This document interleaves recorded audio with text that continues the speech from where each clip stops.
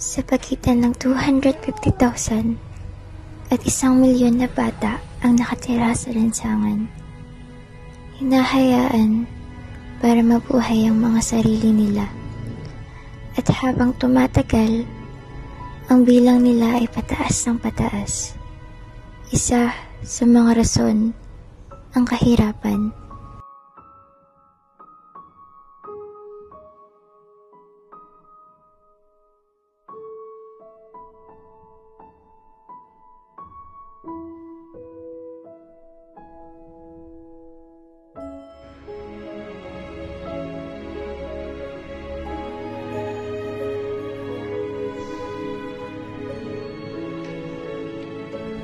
Halos lahat sa kanila ay walang pagkakataon makapag-aral. Walang kakayanan para matuto at walang kakayanan para gustuhin tumapak sa landas na gustuhin nila.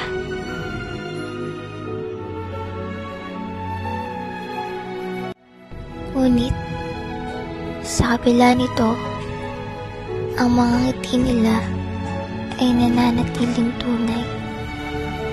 Mga ngiting di mo maiisip na lumalaban para sa buhay.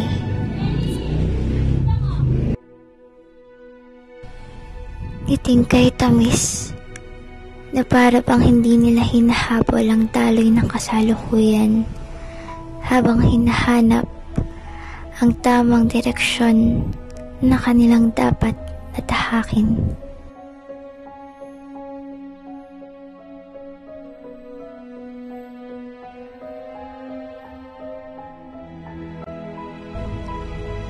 Iyon na bang naisip kung ilan sa kanila ang dapat na nagkaroon na ng oportunidad na makaahon sa kanilang kinasasadlakan?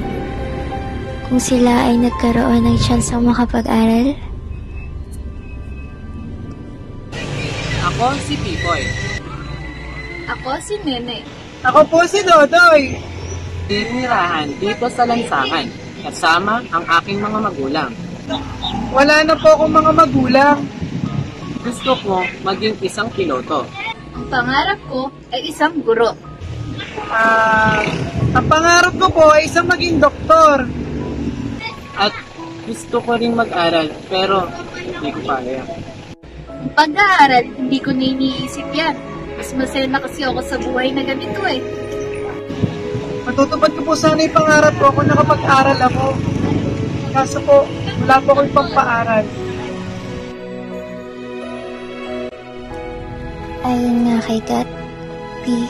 Jose Rizal, na ang kabataan ang pag-asa ng bayan. Ilan kayang kabataan pa ang mangangarap na lamang?